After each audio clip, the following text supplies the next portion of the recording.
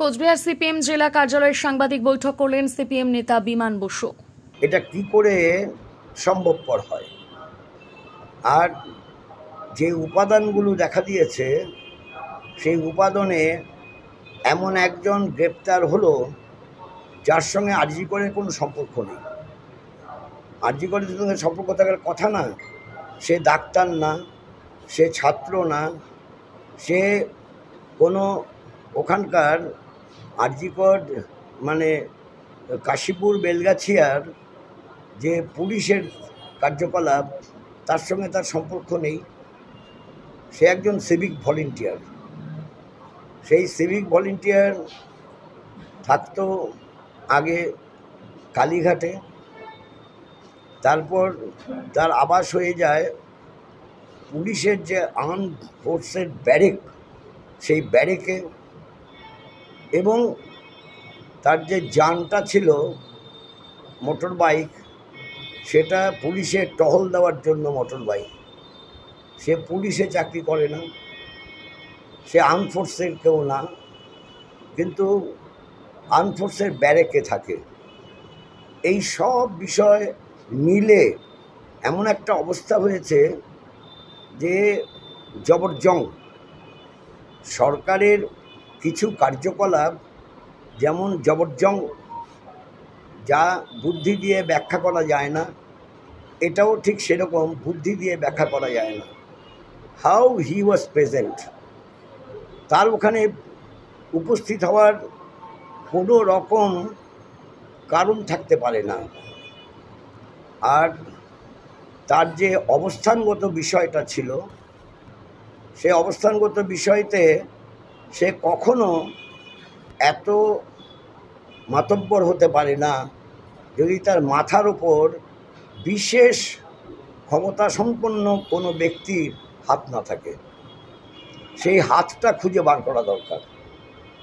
সেই হাতটা খুঁজে বার করতে পারলেই আমার মনে হয় সব সমস্যার মীমাংসা হবে। অন্যদিকে পুলিশ কমিশনার যখন সাংবাদিক সম্মেলন করে বলছেন, কোনো সাংবাদিক মেইন স্ট্রিম মিডিয়ার তারা প্রশ্ন করেছিল যে সে কি একা ছিল, সে ওখানে গেল কি করে, সে কি পুলিশের লোক না civic volunteer. Police commissioner mister Vineet Goel, তার বক্তব্য ছিল হি ইজ এ ক্রিমিনাল, আর কিছু না। তাহলে তথ্য অনুসন্ধান, সত্যের সন্ধান করার ক্ষেত্রে যেই সূত্রগুলো নিয়ে এগোনো যায়, সেই এগোনোর ক্ষেত্রে পুলিশ কমিশনারের বক্তব্য কিন্তু সাহায্য করলো না। শুধু ক্রিমিনাল বললেই পুলিশ কমিশনারের বক্তব্য শেষ হয়ে গেল, এটা হতে পারে না, এটা কখনো হতে পারে না। তার মানে অবাধ গতায়াতের যে সুযোগ, এটা কি করে আসলো, এইটা তো অনুসন্ধান প্রথম করা দরকার। আর দ্বিতীয় একটা যুক্ত হয়েছে, এখন প্রিন্সিপাল তিনি পদত্যাগ করেছেন, তিনি সাফাই গাইছেন, তিনি স্বেচ্ছায় পদত্যাগ করেছেন, কারণ চাপে পদত্যাগ করেনি। কিন্তু প্রিন্সিপাল সহ পুলিশের প্রথম বক্তব্য কী ছিল, যে মেয়েটা সুইসাইড করেছে।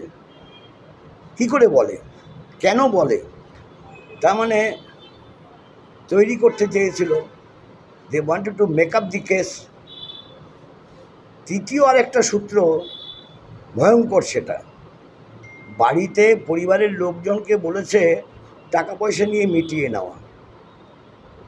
এটা কোনো নির্বাচিত সরকার বা তাদের কোনো প্রতিনিধি যেই স্তর থেকে হোক না কেন, পুলিশের থেকে হোক বা অন্য কোনো প্রশাসনিক কর্তার পক্ষ থেকে হোক, এটা বলা সম্ভব? একমাত্র সন্তান মেয়ে, এমন নয় যে সোনার চামচ মুখে দিয়ে জন্মগ্রহণ করেছে, সাধারণ নিম্নবিত্ত মধ্যবিত্ত ঘরের মেয়ে, অনেক নিজে তার মেধার জোরে সে ডাক্তার হয়েছে। ডাক্তার হয়ে সে MS বা MD করবার জন্য সেখানে পড়ছিল। তার দুটো পরিচয়, যখন পড়ছে তখন ছাত্রী, আর যখন সে ডাক্তার হয়েছে সে ডাক্তারিও সে করতো। মানে কোনো ব্যাখ্যা নেই। এই যে সারা ভারতে চিকিৎসকদের মধ্যে ক্ষোভ বিক্ষোভ দেখা দিয়েছে এই ব্যাখ্যা নেই বলেই। এবং এই রাজ্যে এই আন্দোলন মেডিকেল স্টুডেন্টসরা তারা সর্বতোভাবে ঝাঁপিয়ে পড়েছে। মেডিকেল স্টুডেন্ট, চিকিৎসক এবং ছাত্র, সাধারণ কলেজে পড়ে, বিশ্ববিদ্যালয়ে পড়ে, তাদেরও মনে নাড়া দিয়েছে। এখন ধীরে ধীরে তারাও নামবে। একটা বিরাট অবস্থা তৈরি হয়ে যাচ্ছে। স্বাস্থ্যের মতো বিষয়, তাতে যদি সাধারণ রোগীরা চিকিৎসার সুযোগ না পায় তাহলে সমস্যা। অন্যদিকে এই যে মর্মন্তুদ নৃশংস ঘটনা সংঘটিত হয়েছে তার বিহিত না হলে আজকের যারা মেডিকেল ছাত্র, আজকের যারা ডাক্তার, তাদের বা নার্স, তাদেরও কিন্তু কাজের ক্ষেত্রে সংশয় থাকবে, তাদেরও মনের মধ্যে নানান বিষয় আসবে। তাই এর পূর্ণাঙ্গ নিরপেক্ষ বিচার করতে হলে পর বিচার বিভাগীয় তদন্তের প্রশ্নটা গুরুত্বপূর্ণ, এবং বিচার বিভাগীয় তদন্তের মাধ্যমে এর মূলটাকে বার করা দরকার, এবং দৃষ্টান্তমূলক শাস্তির মাধ্যমে মানুষের কাছে এটা প্রতিষ্ঠা করা দরকার। এই ধরনের ঘটনায় পরিণতি এই হয়, এটা না হলে পরেতে সমস্যা দেখা দেবে।